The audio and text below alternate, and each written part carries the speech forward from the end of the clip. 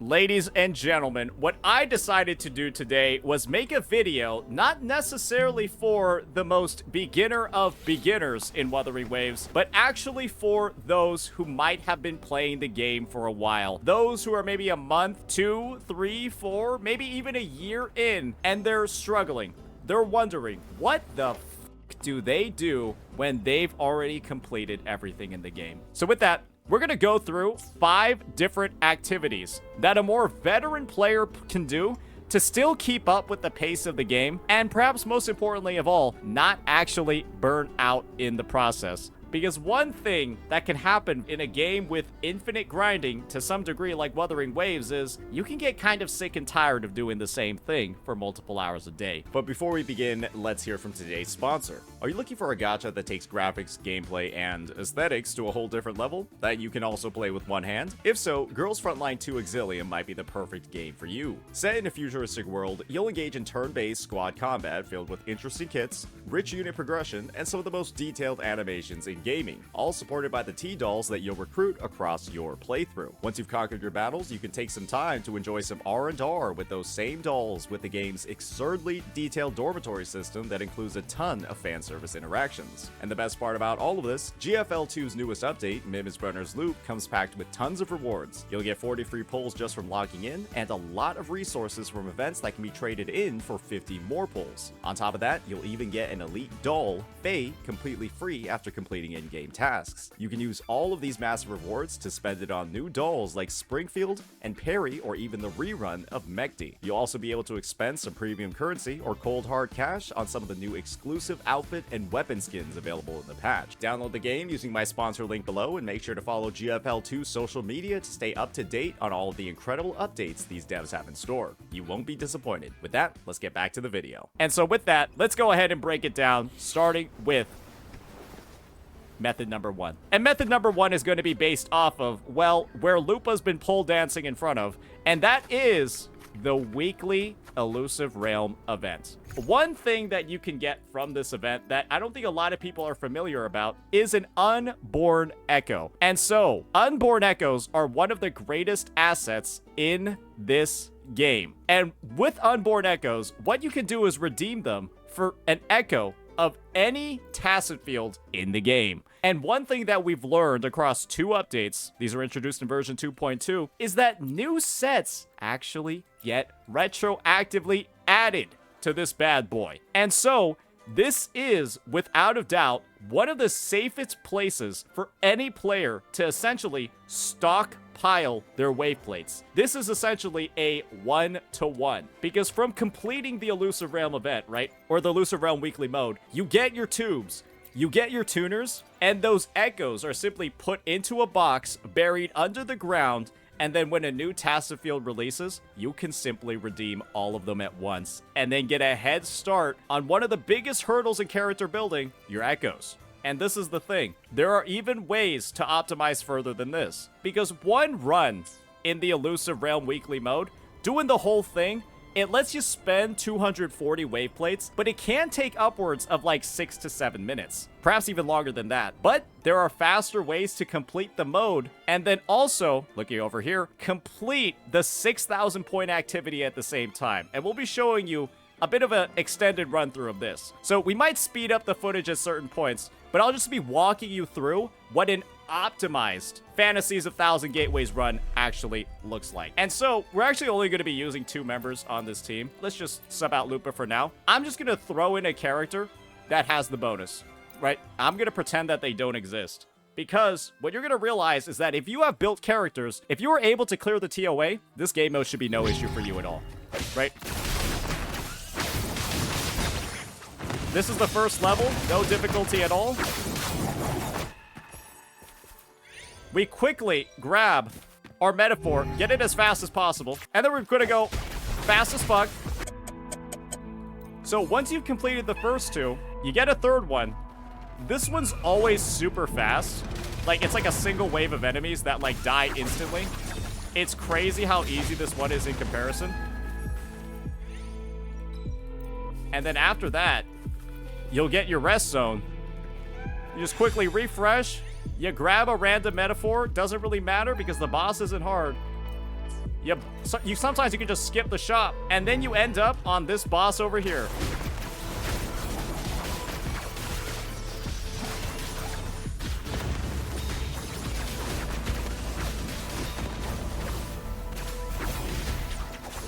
And you'll see, he melts. He's literally faster. This second boss, us choosing random buffs that we weren't even reading, he's literally faster. And for demonstration purposes, right, we'll just claim only one wave plate. Oh no, oh, what a pay-to-win player.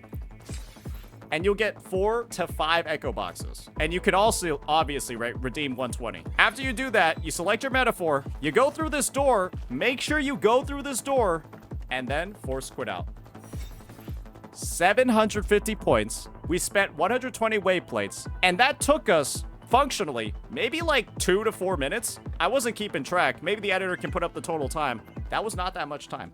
And you only have to do that twice. And the thing is, some people are saying you can exit without going through that door, then you'll get less than 750 points. We go through that final door at the end to get 750 points, and what you'll realize by doing that is, well, you're getting 750 points. It's 6,000 required to get the full rewards. And so doing this twice a day will get you 240 wave plates spent and 1,500 of your 6,000 points. So you do this 4 days, you'll fully clear out this event. You never have to do a full run, and that's 4 days of wave plates that you'll be spending as well. And so this, in my opinion, is probably the best way for you to spend your wave plates, because you have no possibility at all of wasting anything, because you can always use more tuners. And this is probably the most wave plate efficient way of getting them, because you waste literally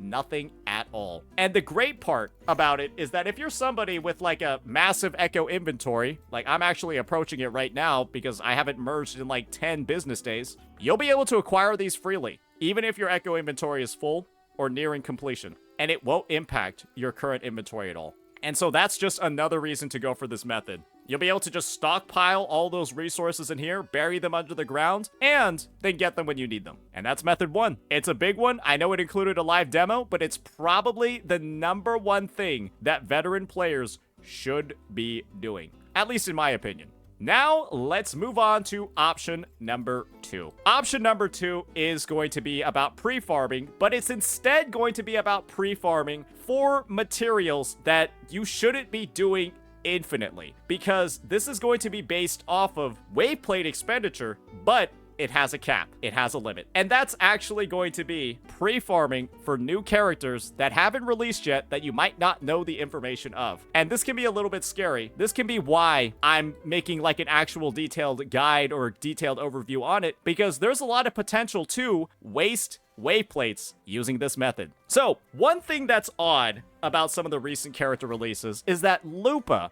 a version 2.4 character, ladies and gentlemen, actually ended up using the Netherworld Stare, Cotty's drop from a weekly boss. And this is the thing. The safest weekly bosses to potentially farm right now, by that logic, should be Cartithias. I would recommend doing a 2-to-1 split, potentially even just 3, on just the most recent weekly boss. It probably would be surprising if Frolova, the newest character coming in 2.5, is gonna come out with their own unique weekly boss. I wouldn't be surprised at all if she actually ended up using Hecades either. And the thing is that you can't convert these boss mats. You definitely have enough between character releases to catch up, and you should just ensure that before a new character is released and their official mats are announced, you save up. I would say after the live stream is announced, I would just save up my weekly challenges until I know what the mat is going to be. But you can definitely keep in mind it's going to be one of the last prior to for pretty much any character that's going to be released. However, there's also another thing you can do with your wave plates, and that's your forgery challenges. One of the greatest thing about Wuthering Waves that I think a lot of people don't actually recognize is that these are pretty much always going to be, at least from what we've seen so far up until version 2.4, these are always to some degree going to be a safe place to dump some resources. Because the same exact mats have been in the game since the launch, and they've been used for every single character of every single weapon type. You can also convert these mats too, though I don't recommend it. And the thing is that no matter what you farm, you got to keep in mind there's going to be another character that eventually releases from what we have over here. It's not like there's never going to be another pistol character. There's never going to be another rectifier. There's never going to be another sword character. There's always going to be another one. And because Kuro Games has kept the materials consistent from 2.0 characters to the 1.0 ones, and the weapon materials have been consistent as well, theoretically, if you don't want to farm echoes anymore, you think you already have enough tuners, everyone is already perfectly built, then you could already start the pre-farming for a completely new unit, and it might be a couple of versions until it finally, you know, comes through. But when you don't need the wave plates right now, because, like I said, ladies and gentlemen, we're already clearing all the end game content, all of our builds are already fine, and we're already, you know, doing all of it. I mean, what are you gonna really do? Right? There's not too much else for a person to get to at this point. So, that's gonna be our next set of suggestions. My overall take when it comes to, I would say, just like simulation challenge and EXP materials when it comes to pre-farming, I would never do these. I would never do these. And my take on this is, you have enough free resources from completing the end game and the events to justify never actually doing one of these simulation challenges ever. If you just like redeem everything in the store and you just like pick up everything that's required, maybe the only one is like doing shell credits, but even then, that's if you're pulling, the only way you need to do shell credits is if you're pulling every single weapon. That's if you're pulling every single weapon in the game, because weapons are expensive as hell to raise. And if you're skipping weapons, or at least skipping 1 or 2 every patch, you probably shouldn't need shell credits. And if you're skipping a character or 2 every patch, you definitely don't need shell credits. So yeah, this is like a bit of a bait, at least in my opinion. I really don't think this is necessary for a lot of players. And the only players it's necessary for are those that are kind of spending on the game, just because shell credits are going to be their main differentiator. And then boss challenges. Honestly, I would just say boss challenges are like one of the main things that I would save solvents for. Because most of the times, it is a new boss that you have to end up farming, especially when it comes to like new regions and stuff for a character. Not a lot of characters share the same boss mat. So I would say, when it comes to solvents, save them up for these in particular, because these can be some of the most annoying ones to wait for. And that also means for those that are, you know, typically tacit field grinders, you might want to hold back a little bit and at least save enough for a new character in these gold boys, just in case you get a bit of a curveball thrown at you. But that'll be that for pre-farming. We've covered pre-farming for echoes. We've covered pre-farming for characters. Now, let's get into something that's not necessarily pre-farming. And this is going to be it. It's going to be quite simple. And this might be one that throws a couple of people off. And this might be one that exposes me. But my third take is going to be, guys, don't go too crazy with your quests. Don't go too crazy with your quests. I think one thing that a lot of players, especially as they start building up more and more and more of that Wuthering Waves experience, is that they'll get to a point where they actually start actively burning themselves out of the game. And the thing is that, well, there's a lot of content, a lot of different ways to approach it. Some people like the game just for the exploration and just for the collection process and getting all the chests. Some people like the game just for actually experiencing the quests themselves and doing the stories. Some people like the game just for the fights and the end game. And the thing is, what this game is trying to do is it's trying to gather your attention in every single way possible. That doesn't mean that you need to like and immediately do every single thing in the game. Wuthering Waves is a title that's attempting to cast a wide net with everything that it offers across all of its different playthroughs, right? And you don't have to be a person that likes and wants to do every single thing immediately. Some people like to take other things a bit more piecemeal. Some people like to do things, you know, all at once. I'm probably gonna do a day on stream where I do like all of these story quests all at the same time, because that's the way that I kind of want to approach the content. And when there's this much content available in the game, when you already have like the daily log-in loop, when you already have all these different methods to like farm for characters and progress them, that's honestly a fair amount of gameplay by itself. And the thing is, don't feel pressured don't feel like you're actually a tourist just because you're not playing everything in the game at once. Because guess what, guys? This game legitimately has more content than pretty much every single AAA title in terms of like actual playtime. You probably, honestly, shouldn't have done everything in this game, because that might mean you're actually playing it too much. I genuinely don't think Wuthering Waves, all of its features and all of its game modes, should actually completely appeal to you as a player. I honestly think that most of the stuff is differentiated enough to the point where you might like 90, 95, 85% of it, and it's okay not to necessarily engage with the other 10, 15%. And if there's anybody telling you that you're wrong for having that opinion, well, just do what I do and call them retarded. It's just that simple, right? So that would be one of my approaches to definitely not approaching Burnout, because you don't have to like and immediately do everything in the game. It's a big ass game with a lot of things to take up your time. Take it at your own pace. The only things that you should honestly feel pressured by are those with time limits. Things like this. Things like this. And of course, right, things that show up over here.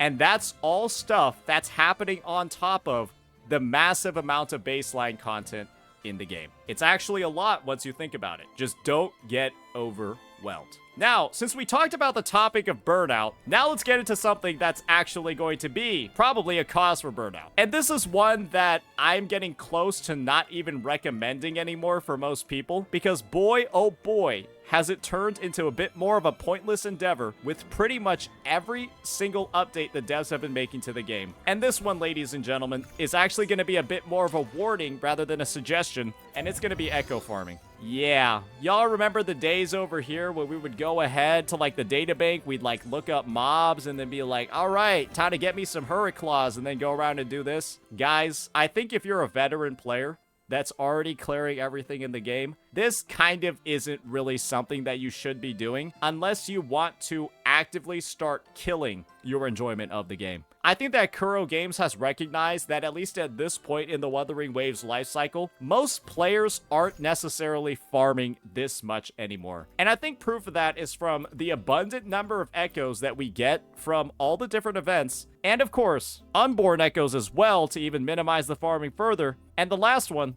these bad boys. I think that these modifiers over here is basically Kuro's message to the player base that you don't need to be farming the game this much. They put in that 3-hour warning notice that plays at the top of the screen because you don't need to be playing this game too much. And the thing is, without very meaningful ways to progress across your playtime, because of how gated the game is on the wayplate system, I feel like having this whole like infinite grinding sort of thing is definitely something great for some people. And if it's something you do to de-stress, it's something you do to relax, you're just going around the map killing everything, no issue at all. Keep doing what you're doing. I don't think you're necessarily doing this echo grinding to like get ahead or optimize your gameplay. You're doing it as like a side activity while you're probably watching some TV, and you like that you're progressing in the game in the process. But some people might feel the need or the pressure to do it like every single day to full clear the map or do whatever godforsaken thing people are doing, just so that they can get every single advantage possible. You don't need that, especially with modifiers in this game. These have made the echo acquisition process in the first place just to be able to like gear and grind to get all those echoes and stuff. It's already made it so much easier. And the fact that they're basically shitting out like 40 of these, I don't even know how many free-to-play players get. I just know I got like 50 of them this patch with like a battle pass. They're shitting out so many of these, I think to a degree, almost overwhelmed by the number that they're getting over here. And they started using them on like one cost echoes because they have so many and their builds are already done for the other pieces. It's made it a lot more seamless, a lot more smooth, has smoothed it out for a ton of people. And I think in reality, right, it's made the experience of grinding a lot faster for a lot of players. And so this whole like, you know, going out into the overworld, doing all of this stuff, I think it's a relic of the past. I think the only reason why people are doing it nowadays is, again, as like a stress relieving leisure sort of activity. But don't feel pressured into doing it. That'll be the #1 way for you to burn out and actually start losing a lot of love for this game. And now for our final tip, and this is going to be one that some people are going to be really perhaps grilling me for, it'll be really simple. Let me just get it queued up real fast. Are you guys ready for a jump scare? You guys ready for a jump scare? Play different games. Try out worse games every once in a while. Because one thing you might not recognize is sometimes you won't recognize how good you have it until you see the slop that others are suffering with. If you've been only playing exclusively Wuthering Waves, and you find yourself, you know, somewhat critiquing small things, making bigger deals out of stuff than maybe is necessary, I think to some degree, you should recognize maybe you're getting spoiled a little bit. Maybe you've been living on like the green pastures. You've been living in luxury for a little bit too long. And perhaps you should spend a day lowering yourself to the standards of the mere mortals and just try out, you know, various games under the Hoyoverse umbrella. Log into your 1-year-old Honkai Star Rail account and try using your roster of the MOC. You'll be like, holy shit, everything's worthless. I've never experienced power creep like this before. I didn't know that my characters could deal so little damage. Try it out. Just feel and experience, right, what the state of other gachas is like right now. And then you'll immediately, any sense of burnout you've had with WuWa will immediately disappear. It will be gone. Those minor complaints you had, bitching about the QTE, oh, it's too automated, oh my goodness, I want the chance to fail. You'll realize, damn, that's not really an issue when 90% of other games' rosters is literally unplayable. Man, maybe that's not really that deep at all. And that's one of the reasons why, ladies and gentlemen, I always make sure to cover, play, and at least experience to a slight degree what the other Hoyo games are like. Or really what other gacha games are like. Because when you see and experience and feel all the mechanics that are in these games, Stygian Onslaught, oh, get C6 units, but make sure they're the right C6 units or you can't clear, dog shit. ZZZ, oh, we added a Rupture class, by the way, that's functionally the same as the Attack class, but you just can't use all the other old W engines with them, dog shit. Hello! 2 spending events and 3 patches, dog shit. You get to see all these things happen in real time, and then you simply gain a greater appreciation for Wuthering Waves, for the way that Kuro Games handles their power creep, handles their spending events, handles their rewards, handles the addition of new classes, new whatever, and you're just like, damn, they really are doing it better than everybody else. Maybe it's time for me to be a little bit more humble with the complaints that I'm bringing to Wuthering Waves. If I'm sitting here bitching about a QTE, when all these other games have way more shattering issues that their communities are sweeping under the rug. So yeah, that'll be that. Those will be my 5 tips for more experienced, advanced, veteran players. And I think that if you go along with these, you understand these, you absorb all of these and start doing these, you'll gain both a greater appreciation for what the devs at Kuro are doing, and you'll optimize some of your account's progression in the process. So yeah, that'll be that. Let me know what you all think, ladies and gentlemen. Peace out.